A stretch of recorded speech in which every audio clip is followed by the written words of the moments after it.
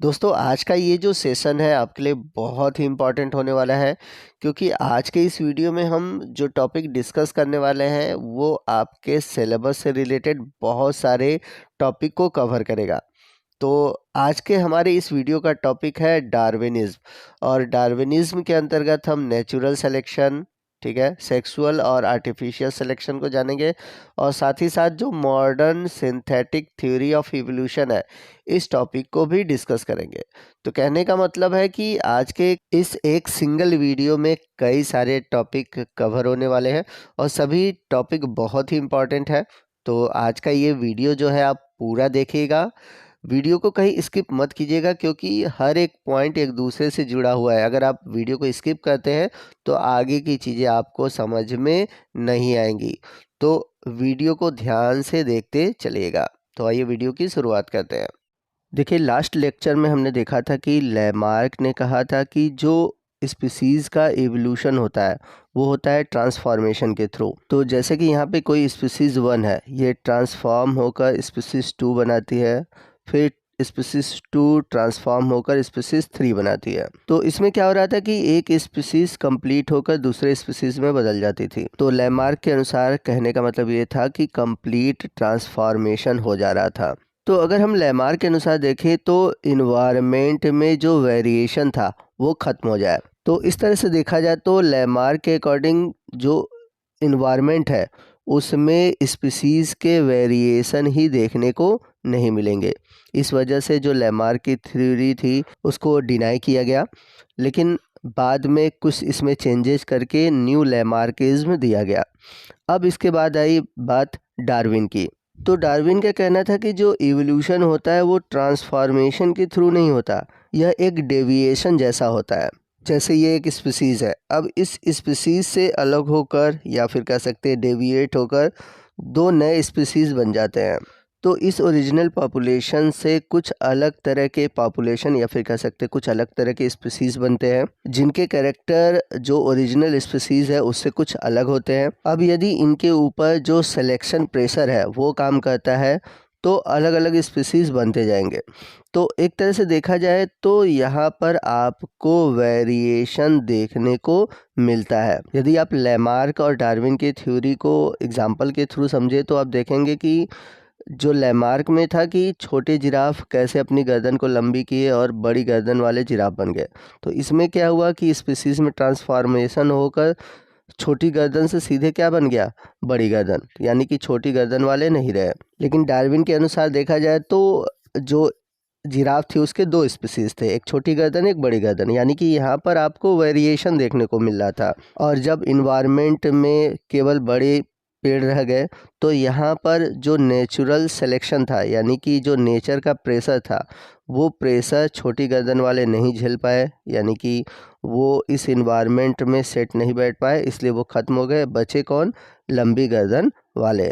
तो इस तरह से देखा जाए तो जो इवोल्यूशन होगा वो आगे चलकर ब्रांचिंग फॉर्म में जाएगा। तो आज के दौर में हम जो इवोल्यूशन का स्टडी करते हैं वो यही फॉर्म है। लेकिन लैमार्क का क्या कहना था कि एक स्पीसीज़ का कन्वर्जन सीधे दूसरे स्पीसीज़ में हो जाता है। लेकिन आज के टाइम में यानी कि करंट टाइम में जो इवोल्यूशन से जुड़ा हुआ सबसे करेक्ट थ्योरी माना जाता है वो है सिंथेटिक थ्योरी ऑफ इवोल्यूशन, जिसके बारे में हम आने वाले वीडियो में डिटेल से जानेंगे। आज के इस वीडियो में हम डार्विनिज्म यानी कि डार्विन की थ्योरी के बारे में डिटेल से पढ़ेंगे। तो अगर हम बात करें डार्विन की तो इनका पूरा नाम था चार्ल्स रॉबर्ट डार्विन और इनका जन्म हुआ था सन 1809 में वेस्टर्न इंग्लैंड के एक प्लेस श्रूसबरी में। तो अपना जो ग्रेजुएशन था वो कंप्लीट करने के बाद लगभग 5 साल के लिए ये HMS बीगल नामक जहाज़ पर पूरे वर्ल्ड के जो टूर है उस पे गए थे, उनको यात्रा करने का मौका मिला। स्पेशली इन्होंने गैलापागोस आइलैंड जो था उसको विज़िट किया। तो जो गैलापागोस आइलैंड था वो एक यूनिक प्रकार का आइलैंड था और उसमें जो बायोडाइवर्सिटी थी वो बहुत तरह की थी, यानी कि वहाँ पर आपको बहुत विभिन्न प्रकार के फ्लोरा और फन्ना देखने को मिले। तो इतना अधिक वेरिएशन देखकर डार्विन ने गैलापागोस जो आइलैंड है उसका नाम दिया लिविंग लेबोरेटरी ऑफ इवोल्यूशन। तो वहाँ पर जो एनिमल्स देखने को मिले तो वो जायंट टाइप के थे, यानी कि बहुत विशालकाय थे। जैसे कि यहाँ पर आप फिगर में देख सकते हैं, टॉर्टोइज है, लिजार्ड है और फिंचेस है। तो ये बहुत बड़े बड़े साइज़ के दिखे। खासकर उन्होंने एक बर्ड थी फिंचेस, उस पर उन्होंने स्पेशली ध्यान दिया और इस वजह से उसको नाम दिया गया डार्विन फिंचेस। तो जब गैलापागोस आइलैंड पर वो कलेक्शन कर रहे थे फिंचेस बर्ड का, तो स्टार्टिंग में उन्हें लगा कि जितने भी फिंचेस वैरायटी है, यानी कि जो फिंचेस बर्ड है, वो सभी एक ही स्पीसीज़ है। तो इसके पीछे की भी एक स्टोरी है। तो जो गैलापागोस आइलैंड है, ये अनेक छोटी छोटी आइलैंड से मिलकर बना है। तो यहाँ पर मैं छोटे छोटे आइलैंड बना रहा हूँ। तो मोर देन 20 टाइप के आइलैंड थे और कुछ मेजर थे, कुछ माइनर थे। तो साउथ अमेरिका में जो फिंचेस बर्ड थी, उनकी जो एंसिस्टर थी, यानी कि जो फिंचेस बर्ड हैं, उनके जो पूर्वज थे, वो साउथ अमेरिका से किसी कारणवश, जैसे कोई डिजास्टर हुआ होगा या कुछ ऐसे वहाँ पे चेंजेस हुए होंगे, तो वहाँ से माइग्रेट होकर आए गैलापागोस आइलैंड पर। तो गैलापागोस आइलैंड पे जब वे पहुँचे तो वहाँ पर पहले से तो कोई स्पीसीज थे नहीं। अब कोई स्पीसीज नहीं थे तो वहाँ पर कोई कंपटीशन नहीं था। अब कोई स्पीसीज नहीं थे तो वहाँ पर स्पेस भी बहुत ज़्यादा था। इस वजह से वहाँ पर कंपटीशन न होने की वजह से वहाँ पर खाने पीने के लिए और रहने के लिए रिसोर्सेज भी बहुत ज़्यादा थे। तो जिस वजह से ये जो साउथ अमेरिका से फिंचेस आए थे, इनको वापस जाने का कोई रीज़न नहीं समझ में आया। मतलब कि जब सब सुविधाएं यहाँ पर थी तो ये फिंचेस वापस वहाँ पर क्यों जाएंगे। तो जो बर्ड फिंचेस थी, जब उनको हर सुविधाएं, यहाँ की रिसोर्सेज, स्पेस, कंपटीशन ना हो, तो सभी सुविधाएं जब यहाँ पर मिल रही थी तो वो वापस साउथ अमेरिका क्यों जाती, इसलिए वो वापस वहाँ पर नहीं गए। तो इस प्रकार इनिशियली जो फिंचेस बर्ड थे, वो सभी जो गैलापागोस आइलैंड थे वहाँ पर वे ऑक्यूपाई हो गए, यानी कि वहाँ पर उन्होंने पूरी तरह से कवर कर लिया। लेकिन यहाँ पर आप देख सकते हैं कि ये जो छोटे छोटे आइलैंड है, ये आपको गैलापागोस आइलैंड पे ही दिखेंगे, ठीक। लेकिन हुआ क्या कि ये जो फिंचेस बर्ड थे, अब ये क्या किए कि जिस आइलैंड पे थे वहाँ पर तो कोई कंपटीशन था नहीं, रिसोर्सेज थे। तो यहाँ की जो फिंचेस बर्ड थी, दूसरे वाले आइलैंड पे नहीं गए, या दूसरे वाले आइलैंड से जो फिंचेस थी वापस इस आइलैंड पे नहीं आए, या फिर यहाँ इस आइलैंड के जो फिंचेस थी वो किसी दूसरे आइलैंड पे नहीं गए।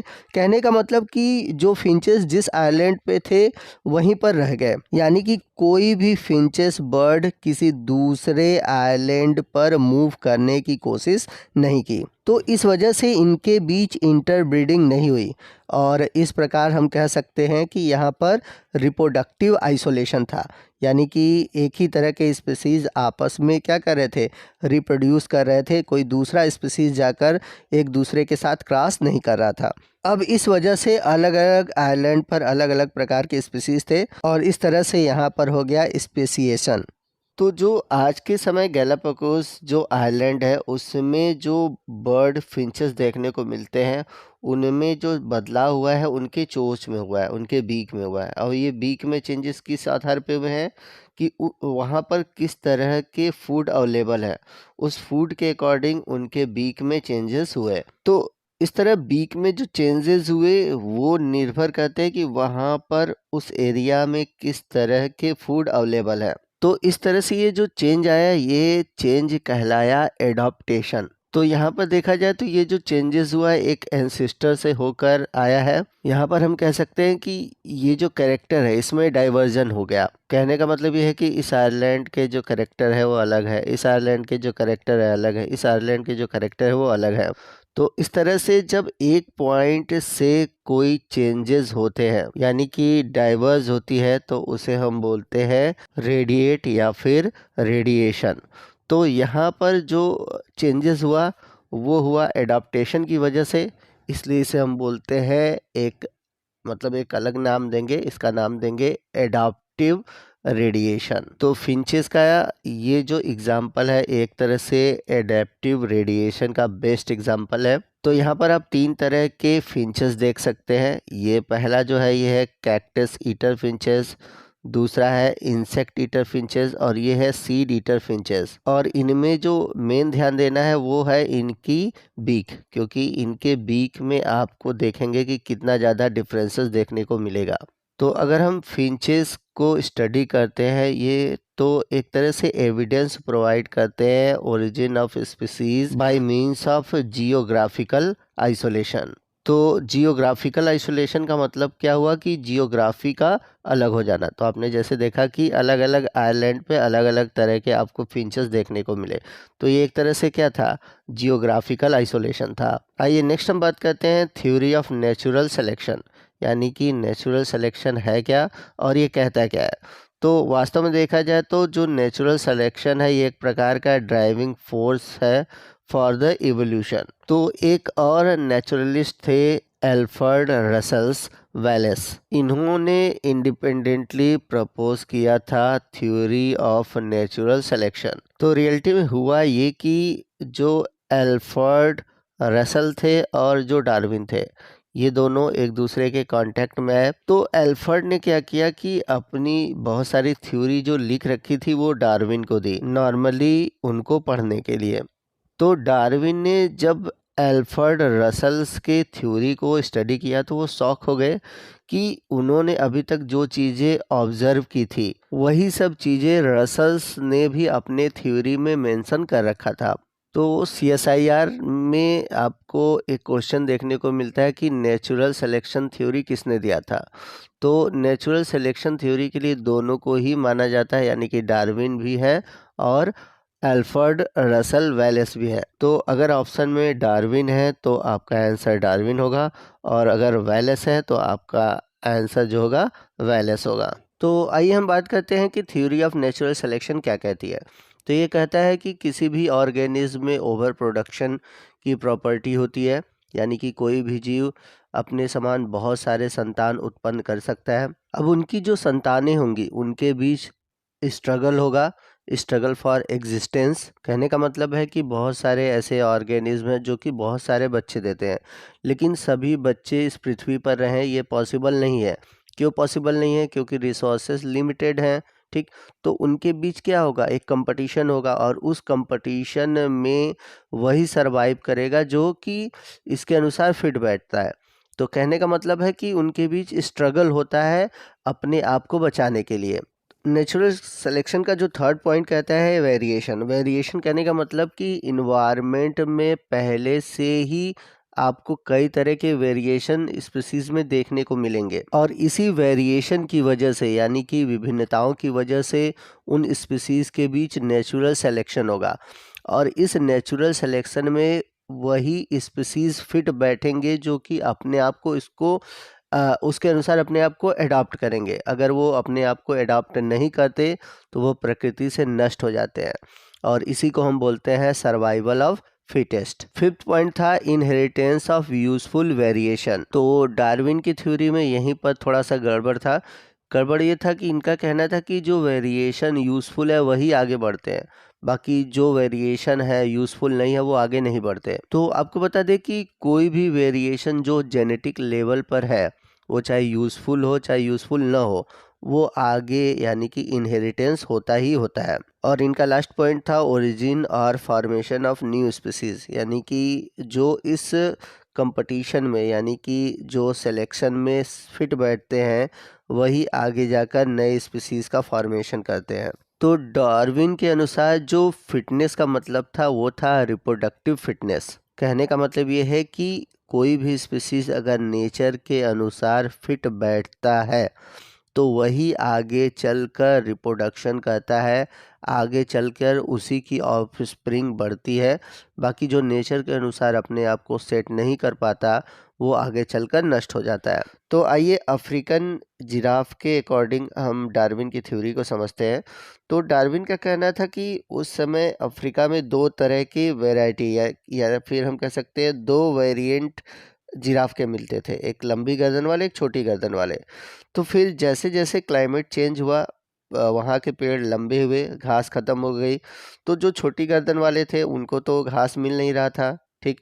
तो वो नेचर के अनुसार फिट नहीं बैठ रहे थे, जबकि जो लंबी गर्दन वाले थे वो नेचर के अनुसार फिट बैठ रहे थे। वो लंबे पेड़ों तक आसानी से पहुंच पा रहे थे।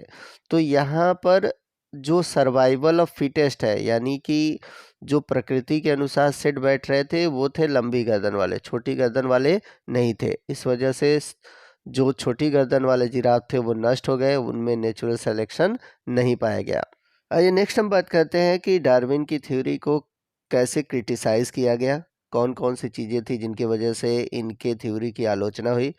तो डार्विन की थ्योरी की अगर हम बात करें तो पूरी तरह से न तो इसको एक्सेप्ट किया गया और न ही पूरी तरह से रिजेक्ट किया गया, मतलब मिक्स रिस्पांस था।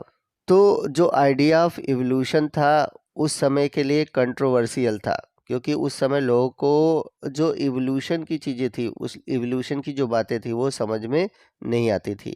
इसके अलावा अगर बात करें वेरिएशन की, तो ये एक्सप्लेन करने में असफल है कि वेरिएशन किस वजह से होता है, यानी कि जीवों में जो विभिन्नताएं होती है वो किस वजह से होती हैं। क्योंकि उस समय जेनेटिक्स या फिर हेरिडेटरी के बारे में लोगों को पता नहीं था, या फिर हम ऐसे भी कह सकते हैं कि डार्विन को खुद नहीं पता था जेनेटिक्स के बारे में या फिर हेरिडेटरी के बारे में, कि वो बता पाए कि जीवों में वेरिएशन यानी कि विभिन्नताएं क्यों होती है। अगला जो पॉइंट था, he explain the survival of fittest but could not explain the arrival of fittest, यानी कि ये तो सर्वाइवल ऑफ फिटेस्ट के बारे में तो बता दिए, लेकिन ये नहीं बता पाए कि जो फिटेस्ट ऑर्गेनिज्म है वो आए कहाँ से। मतलब बात आ गई यहाँ पर फिर से जेनेटिक्स की। अगला पॉइंट था, he said the good character pass on the next generation, यानी कि जो अच्छे गुण होते हैं वो अगले पीढ़ी में जाते हैं। लेकिन अगर यहाँ पर क्वेश्चन किया जाए तो देखा जाए जो वेस्टिजियल ऑर्गन्स है, यानी कि जो अवशेषी अंग है, वो तो यूज़फुल नहीं होते, तब भी ये हमारे शरीर में पाए जाते हैं। तो यहाँ पर भी इसको एक्सप्लेन करने में वो असफल रहे। तो सबसे ज़्यादा जो क्रिटिसाइज हुआ बात यहीं पे आई कि जो यूज़फुल कैरेक्टर है वही अगले जनरेशन में जाते हैं। तो अगर देखा जाए तो हमारे बॉडी पार्ट ऐसे भी हैं जो कि यूज़फुल नहीं है, लेकिन अभी भी वो हमारे शरीर के अंदर पाए जाते हैं। जैसा कि अगर हम बात करते हैं वेस्टिजियल ऑर्गन की, यानी कि अवशेषी अंगों की। आइए नेक्स्ट हम बात करते हैं नियो डार्विनिज्म की। तो जैसा कि हमने देखा कि डार्विन के जो थ्योरी थे नेचुरल सिलेक्शन पे, तो वहाँ पर बार बार एक वर्ड पर क्रिटिसाइज़ किया गया, वो था जेनेटिक्स, क्योंकि ये जेनेटिक्स के बारे में तो बता नहीं पाए थे। तो डार्विन की थ्योरी में क्या किया गया कि चेंजेस किया गया। अब चेंजेस किस आधार पे किया गया? जेनेटिक्स के आधार पर किया गया। अब जेनेटिक्स को अगर लिया जाए तो जेनेटिक्स किस लेवल पे चलता है? जीन के लेवल पे चलता है। तो अगर हम डार्विन थ्योरी की कुछ चीज़ों को ले लें, जेनेटिक्स को ले लें, यानी कि अगर जीन लेवल पर ले लें जो कि मेंडल के थ्योरी पर बहुत सारे बेस्ड है, तो अगर इन सभी चीज़ों को मिला दिया जाए तो जो नया कंसेप्ट बनता है, जो नया चेंजेस बनता है, वो कहलाएगा नियो डार्विनिज्म। तो यहाँ पर आप देख सकते हैं लिखा हुआ है, it lead to the synthesize of Darwin's theory of natural selection with Mendelian theory of hereditary to stabilize what is known as neo Darwinism और modern synthetic theory of evolution. तो जब डार्विन की थ्योरी और जो Mendelian theory है, इन सभी को मिलाकर जो नई अब थ्योरी चल रही है जो कि नियो डार्विनिज्म, या फिर इसी को हम modern synthetic theory of evolution भी कहते हैं। और इसी थ्योरी का अब यूज़ हो रहा है एक तरह से जेनेटिकल इवोल्यूशन में, टैक्सोनॉमी में, बायोजियोग्राफी, एम्ब्रियोलॉजी, पैलेंटोलॉजी और जियोग्राफी में। तो दोस्तों इसी के साथ हमारा डार्विनिज्म का जो थ्योरी था वो ख़त्म होता है। तो आपको आज का ये वीडियो कैसा लगा कमेंट करके ज़रूर बताइएगा। वीडियो अच्छा लगा हो तो प्लीज़ वीडियो को लाइक करिएगा, अपने दोस्तों में शेयर कीजिएगा। अगर कोई भी डाउट है आप हमसे कमेंट करके पूछ सकते हैं। तो मिलते हैं अगले वीडियो में अगले टॉपिक के साथ, तब तक के लिए जय हिंद, जय भारत।